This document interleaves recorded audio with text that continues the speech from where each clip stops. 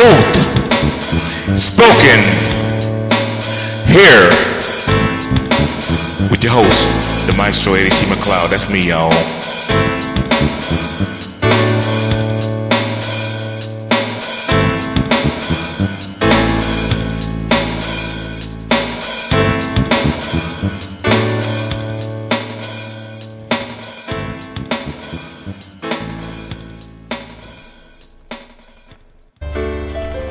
Welcome to another episode of Truth Spoken Here. Now, you often in today's society, we see people that are celebrated, and sometimes, they're recognized as heroes. But we want to look at today what constitutes a hero. What is a hero exactly is the question. I guess that's the way I want to put it. What qualities should a hero have? Now, as most of you know by now, on yesterday we learned of the passing of from NFL legend Jim Brown, who was also an activist and an actor. Now, when I was growing up, I'm not old enough to remember Jim Brown as far as as far as the football. I remember that. I remember some of the movies. I remember particularly The Dirty Dozen, which kind of had like an all-star cast with him and Lee Marvin and some other stars. His activism, I know about that from from the things that he did with the gangs in the inner cities, as far as trying to stop the violence among them. And as I think it was James Brown, the sports commentator, talked about what a complex man he was, because this guy not only supported President Obama, but also supported Donald Trump. Was willing, actually, he and Kanye West had a meeting with then President Trump. So, was he a perfect man? No. We hear stuff about he has some issues with violence against women. Now, whether that's neither here nor there. Now, this man's life is over now. He's not here to defend himself, so we're not even going to address that. But to me, the good that he done far outweighed any bad. So he was indeed, to me, a hero. And the thing about Jim Brown is Jim Brown started off from humble beginnings in Georgia. Went on to Syracuse University, where I think he was a star in 4 sports, including lacrosse, which is I only learned about that probably last year. Last year I did a thing on it may have been, I think it was last year, or maybe it might have been the year before. I featured him I do this Black History Art Challenge every year on my Facebook page, where I challenge myself to do 28 portraits of 28 figures from Black history every year. And when I was doing Jim Brown, I wanted to, of course, put something on the caption, some kind of caption about his life on there. So, and in reading that, I also found out this guy was also an Army officer. So his life was a life well lived. But right now, let's talk about what the makeup of a hero should be. First of all, to be a hero, I think one must possess integrity. Now, we seeing one guy who's one former president that we've seen that's for some reason he's being applauded even after having been found guilty now of sexual assault. And, you know, out of all the other things, amongst other things he's done and been accused of. And, you know, it's like, I just look at stuff like this and it just makes me shake my head. That's where the world's going now. To give you another example, there's a guy. Now I'm a big professional wrestling fan. Me and my two youngest brothers. My two youngest brothers are twins. Shout out to Big Mutt and Lamar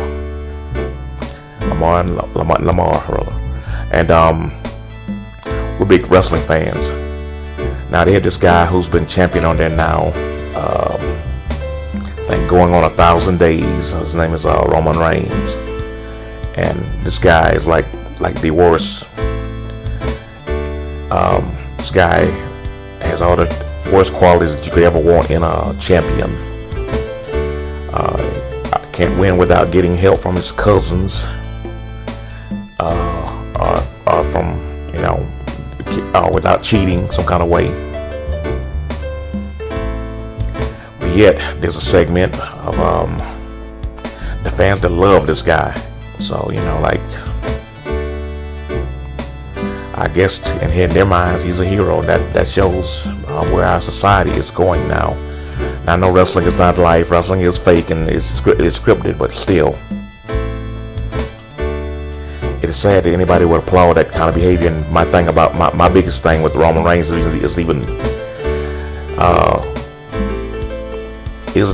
the fact that he cheats. My biggest thing with him is he's a cancer survivor who to me should be using this opportunity to show what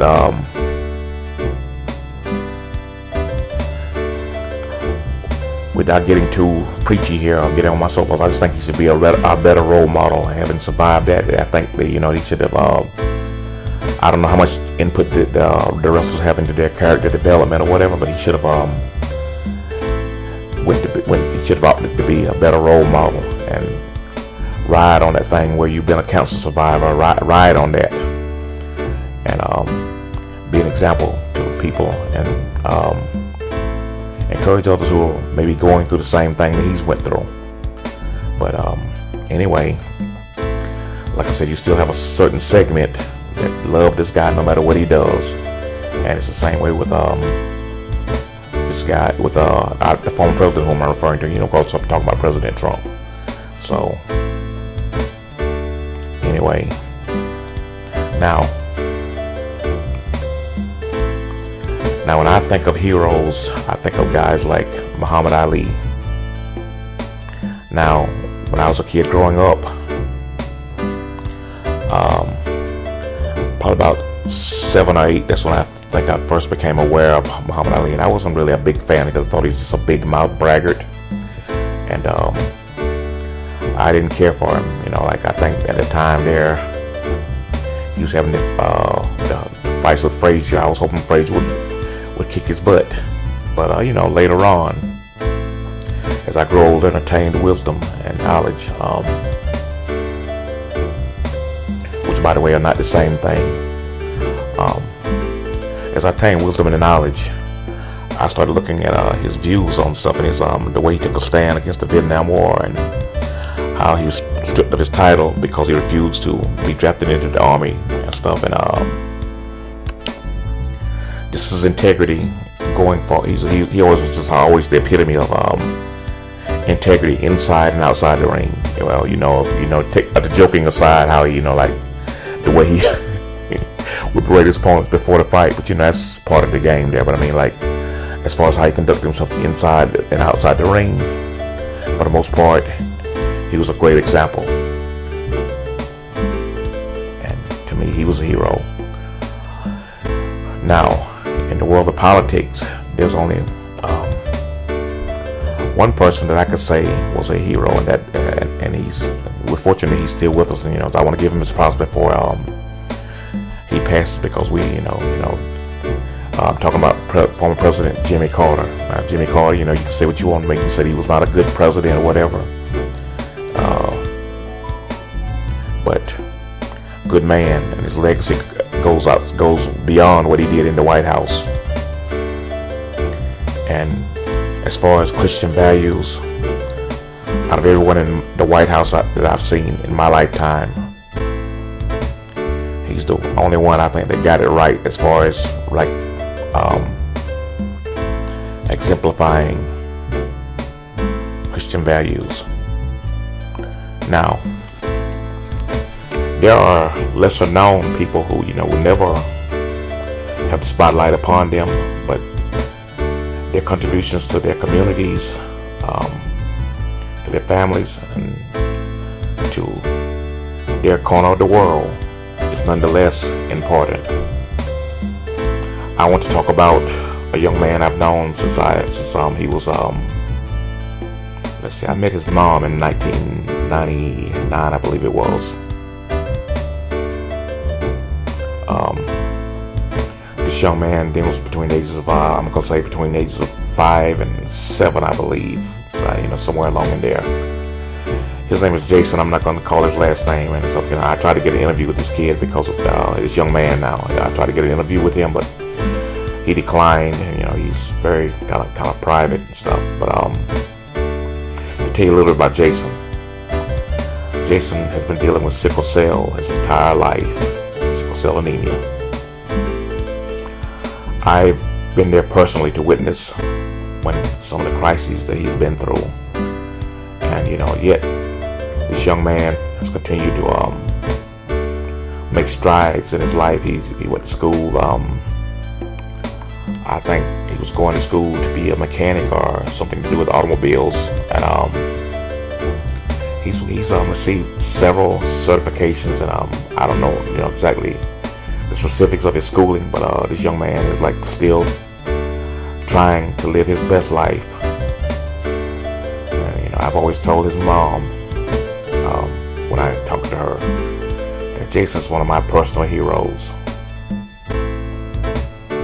And if you're hopefully you get to hear this, Jason, I just want you to know, brother, that you are my hero and I love you. And may God continue to bless you. Now, another person I have to give a shout out to in my life, who's passed on now. This guy's, as a musician coming up, I had the fortune of having access to a very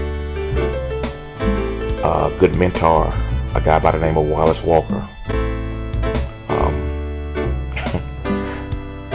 I remember when I first started playing guitar, I didn't even know how to tune my guitar, and I would see Wallace going down the street. Wallace was always first of all, I'll tell you about Wallace. Wallace was always the coolest guy in the neighborhood. Always. He was the type of guy that could do anything he set his mind to. He was a Vietnam veteran.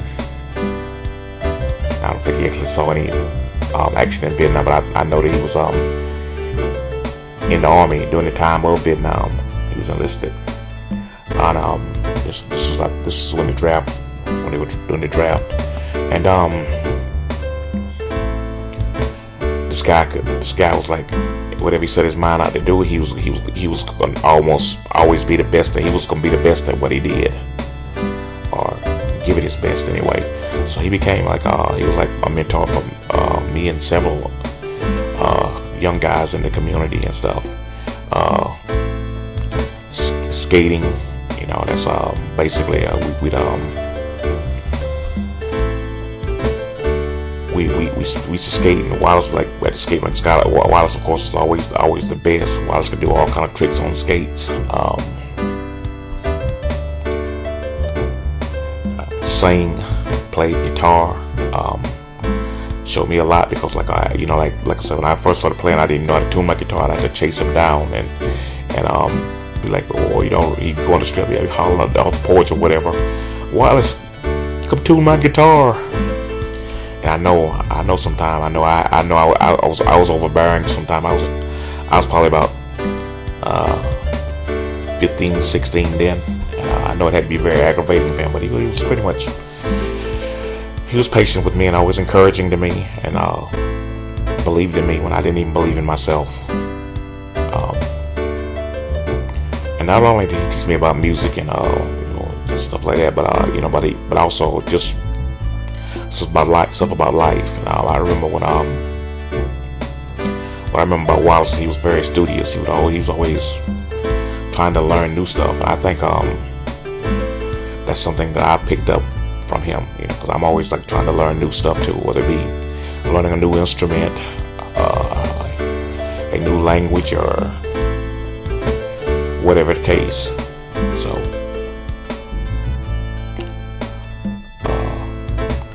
I just want to give him his props, because Wallace was like a great influence in my life, and he's one of those people that when I get to heaven, that he'll be one of the first people that I'll look for.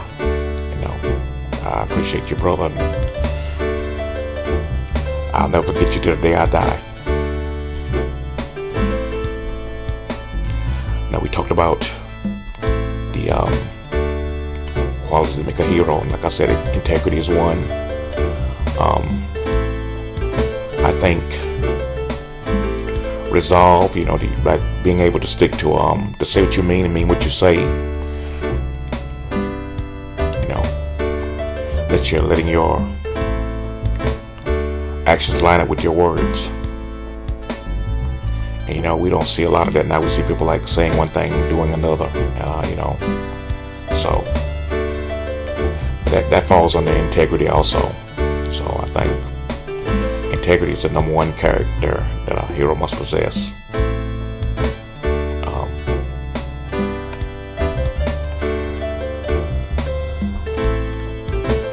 I think a hero is also somebody who is able to face adversity and criticism. Which often,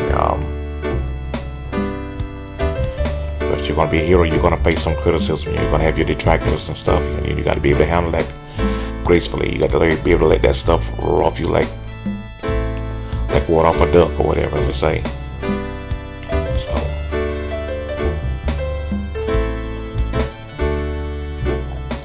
but like I said, we got too many things now in society that we live in now. We got a hedonistic society where it's all about me and stuff, and we just like need to not be celebrating this bad behavior that some people are exhibiting and stuff. A hero should be a person who is trying to put forth their best public face. And another aspect of another characteristic of a hero is like it's not so much what you do when the spotlight is on you, the things you do when nobody's looking. That's what truly defines you more so.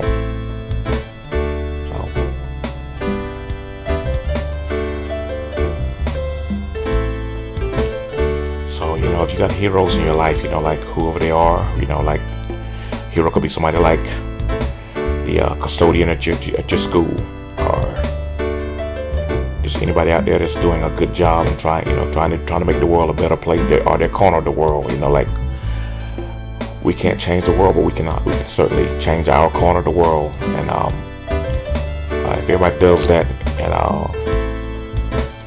if everybody makes it a point to do that, we can see positivity spread exponentially. So if you got heroes out there, like I say, just encourage them to keep on doing what they're doing, because like everybody needs encouragement. We all need each other, and that's what I think we were all put here for. And now I try to stay away from religion on this podcast as much as possible, but my number one hero with my belief system being Christianity, of course my number one hero is Jesus Christ. So